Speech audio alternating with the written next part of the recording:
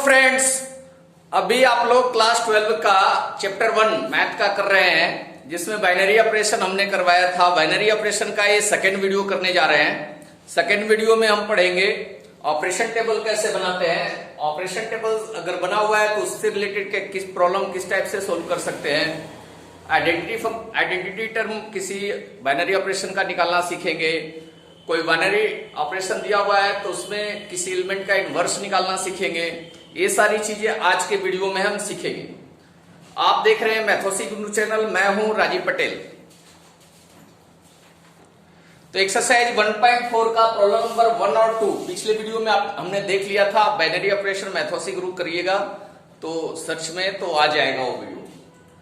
अभी हम third number problem देख रहे हैं, जिसमें बाइनरी ऑपरेशन मीट दे रखा है और इसका मतलब होता है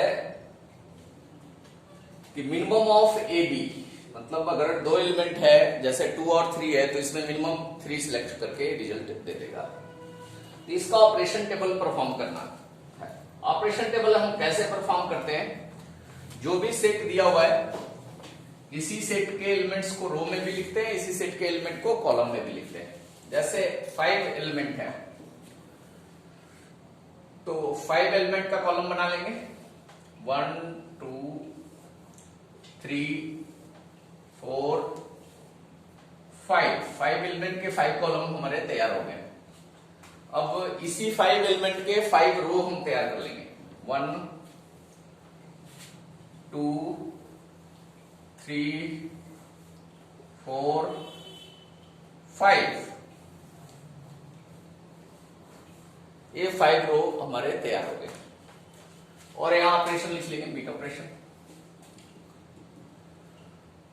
अब इस तरीके से 1 का ऑपरेशन हम सबके साथ करेंगे और रिजल्ट को इस रो में लिखते जाएंगे। 1 और 1 में मिनिमम आपका 1 है और 1 का ऑपरेशन 2 के साथ करेंगे तो 1 और 2 का मिनिमम अगर करेंगे तो 1 और 2 में मिनिमम क्या होगा, 1 होगा तो 1 लिखेंगे।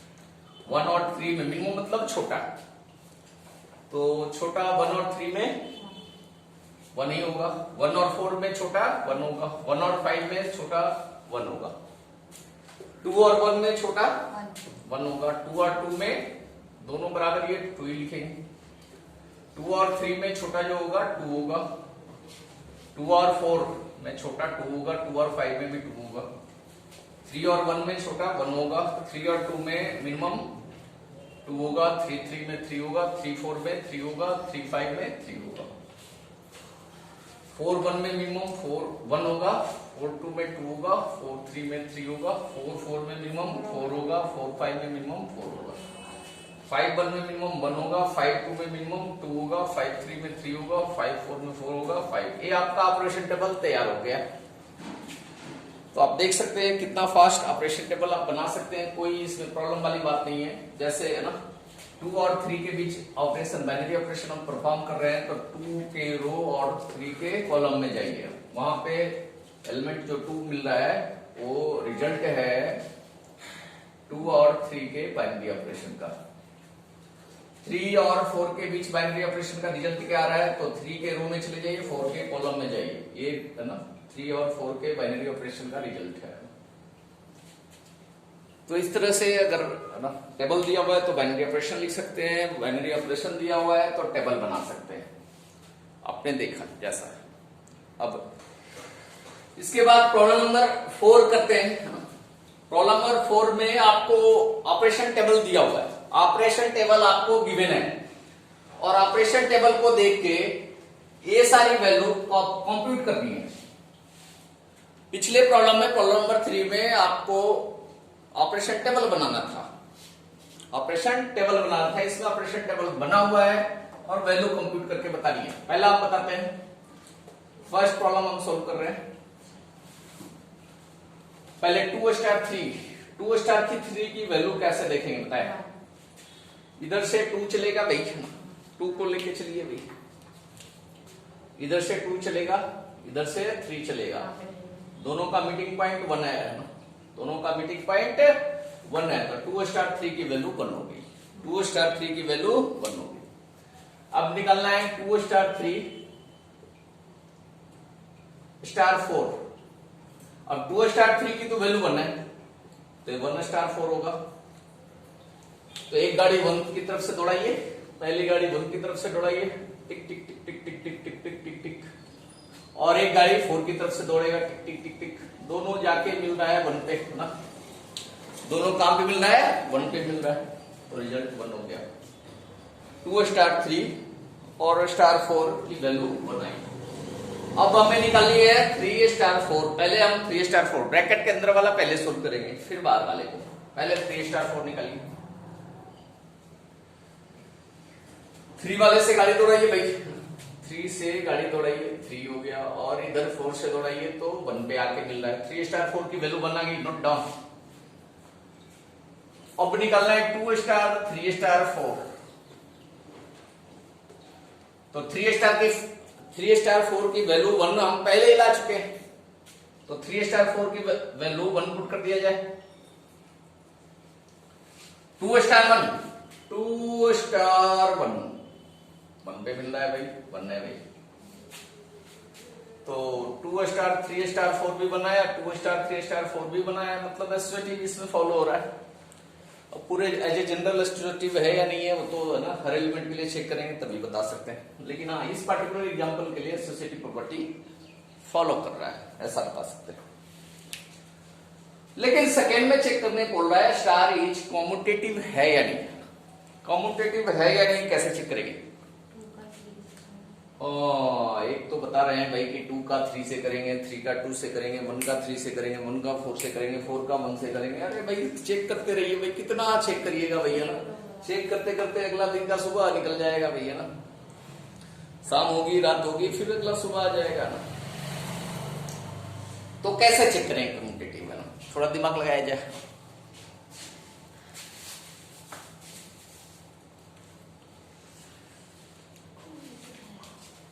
रोज सुबह सुबह दर्पण देखते हैं, मिरर देखते हैं ना, उसमें अपना चेहरा देखते हैं। तो एक मिरर यहां पे भी ले आइए ना, इसको मिरर मान लीजिए ना, और देखिए ऊपर वाले का चेहरा सेम नीचे वाले पे है क्या, मतलब ऊपर वाले का मिरर इमेज नीचे बन रहा है क्या। देखिए 1 का मिरर इमेज 1 पे बन रहा है, 2 का मिरर इमेज 2 पे बन रहा है, 1 का मिरर इमेज इस पे जस्ट इसको फोल्ड करके इधर मिरर इमेज बन रहा है क्या। 1 है तो इधर 1 है, इधर 4 है तो इधर 4 है, 5 है तो 5 है, 1 है तो 1 है, 1 है तो 1 है, मतलब ऊपर वाले पोर्शन का मिरर इमेज नीचे वाला पोर्शन है। तो आप क्या बोलेंगे? कॉम्यूटेटिव है, ठीक है।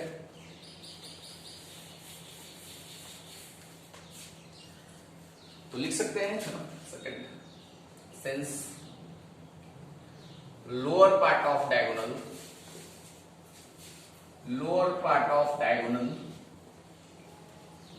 is mirror image of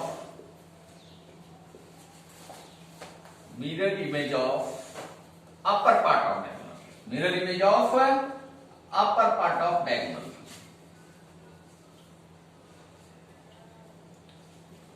diagonal के अपर पार्ट का मिरर इमेज लोअर पार्ट पे, hence star is commutative. 1 by 1 नहीं चेक करना है भाई, हमें यही पे रात बनाते बनाते नहीं बतानी है, 2 मिनट 3 मिनट में रिजल्ट देना है। ये तो 5 एलिमेंट है, 6 एलिमेंट हो, 7 एलिमेंट हो, 8 एलिमेंट हो, कितना भी हो सकता है, उस हिसाब से हम देखेंगे। अब एक कंप्यूट करिए, पहले 2 स्टार 3 कंप्यूट करिएगा, 4 स्टार 5 कंप्यूट करिएगा, और जो रिजल्ट आएगा उसका स्टार्ट करिएगा। तो बताइए भाई 2 स्टार 3 क्या होता है? 2 स्टार 3 एक घोड़ा 2 की तरफ से दौड़ाइए, एक घोड़ा 3 की तरफ से दौड़ाइए। अरे एक घोड़ा तो पहले ही दौड़ा चुके हैं भाई, 2 से दौड़ाएंगे और 3 से दौड़ाएंगे तो ये 1 पे मिलेगा, एक घोड़ा पहले दौड़ चुका है भाई। 4 स्टार 5 एक घोड़ा 4 से दौड़ाइए, एक घोड़ा 5 से दौड़ाइए, कितना होगा बताइए?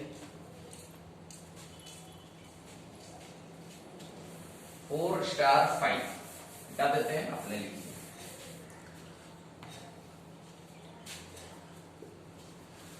4 स्टार 5 4 से दौड़े ये और 5 से दौड़ेगा, टिक टिक टिक टिक टिक टिक टिक टिक, 5 से टिक टिक टिक टिक टिक 1 पे मिल रहा है, 4 स्टार 5 1 हो गया। तो हमें वैल्यू निकालनी है 2 स्टार 3 स्टार 4 स्टार 5। 2 स्टार 3 की वैल्यू 1 आई, 4 स्टार 5 की भी वैल्यू 1 आई, और 1 स्टार 1 तो 1 ही है, रिजल्ट 1 आ गया। तो थर्ड पार्ट का भी आंसर आ गया भाई। अभी भागेगा मत भाई, कहानी खत्म नहीं हुई है। इसका जो सेकेंड पार्ट है, मतलब 4 के नेक्स्ट वाला part, 5 number problem. 5 number problem में बोल रहा है कि बताएं कि ये HCF का टेबल है क्या।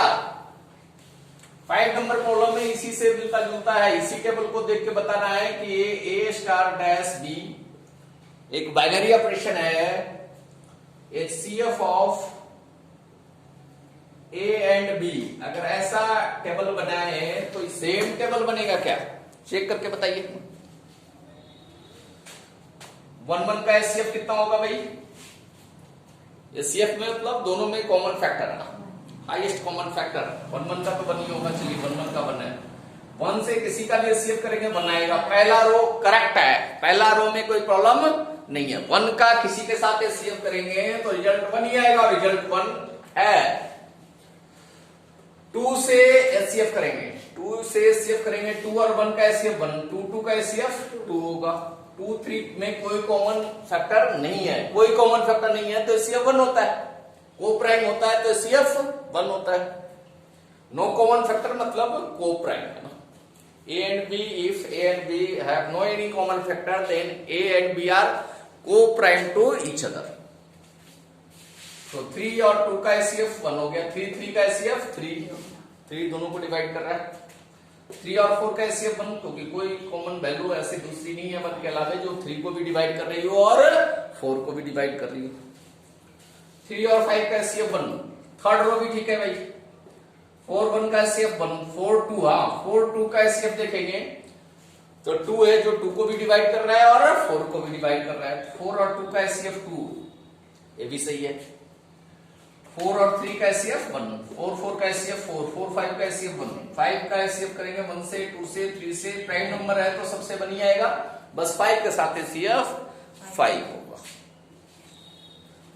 तो राइट जवाब है भाई, सही पूछा गया है और सही जवाब है कि ये जो A star dash B HCF of AB है, इसका टेबल जस्ट प्रॉब्लम नंबर 4 में दिए गए टेबल के ही इक्विवेलेंट है। तो ये आंसर मार दीजिए बस।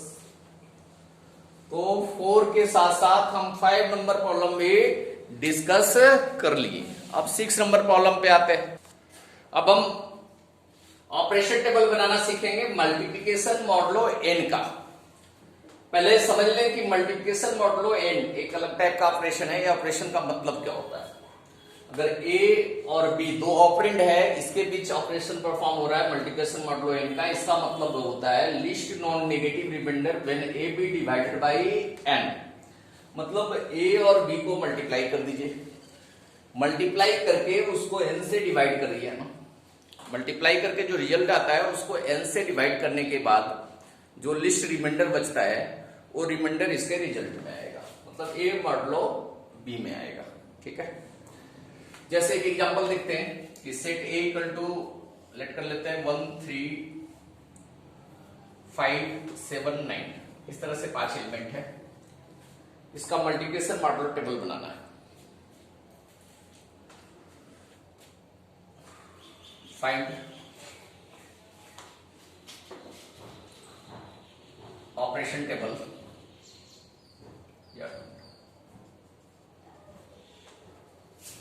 For cross 10। क्रॉस 10 का मतलब n की जगह पर 10 आ गया, मतलब मल्टीप्लाई करके हम n से डिवाइड करते थे उसके जगह पर हम 10 से डिवाइड करेंगे। जैसे 1 into 3 ये करना है ना, 1 मल्टीप्लिकेशन मॉडुलो 10 3 करना है, तो क्या होगा 1 into 3। ठीक है,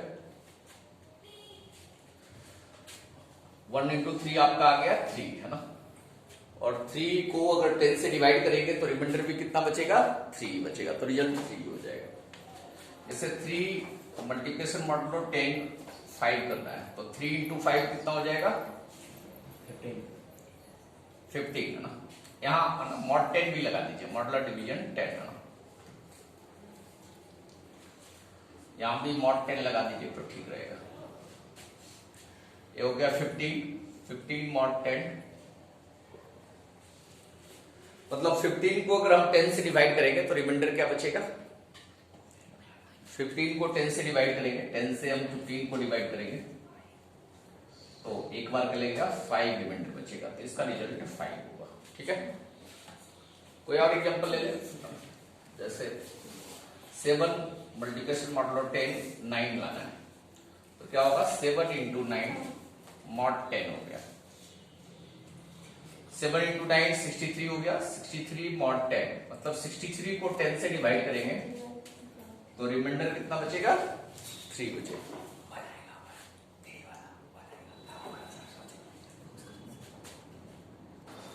एक कंफ्यूजन हो रहा है कि 1 इंटू 3 को 10 से डिवाइड करेंगे तो रिमाइंडर 3 कैसे बच रहा है, बच्चे है ना इसको 1 बोल रहे हैं, तो एक बार इसको देख लीजिए ना, 10 से अगर 3 को डिवाइड करेंगे तो 0 बार के लगाएंगे तो 0 आएगा, रिजल्ट रिमाइंडर 3 आएगा, तो रिमाइंडर इसका 3 ही आएगा, तो इसमें कोई डॉट नहीं होनी चाहिए। तो इस तरीके से हम सारे वैल्यू निकाल सकते हैं। तो इसका ऑपरेशन टेबल हम बनाते हैं, जल्दी से ऑपरेशन टेबल बनाए जाए।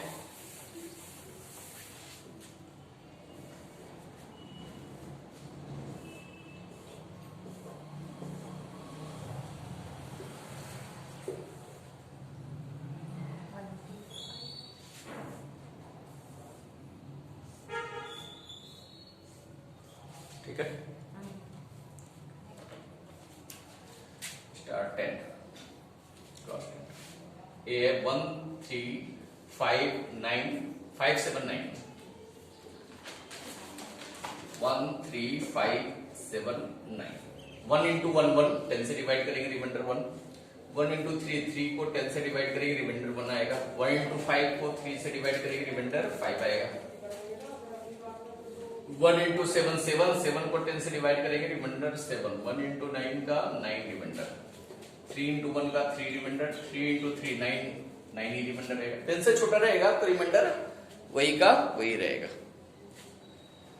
3 इंटू 5 15 को 10 से डिवाइड करेंगे रिमाइंडर 5 आएगा, 7 इंटू 3 21 10 टू जा 20 1 रिमाइंडर आएगा, 9 3 जा 27 7 रिमाइंडर आएगा, 5 1 जा 5 रिमाइंडर आएगा, 5 3 जा 15 5 रिमाइंडर आएगा, 5 5 जा 25 5 रिमाइंडर आएगा, 5 7 जा 7 35 5 रिमाइंडर आएगा, 5 रिमाइंडर आएगा, 7 1 5 49 का 9 रिमाइंडर आएगा, 63 3 रिमाइंडर आएगा, 9 27 7 रिमाइंडर आएगा, 45 5 रिमाइंडर आएगा, 63 3 रिमाइंडर आएगा, 81 1 रिमाइंडर आएगा।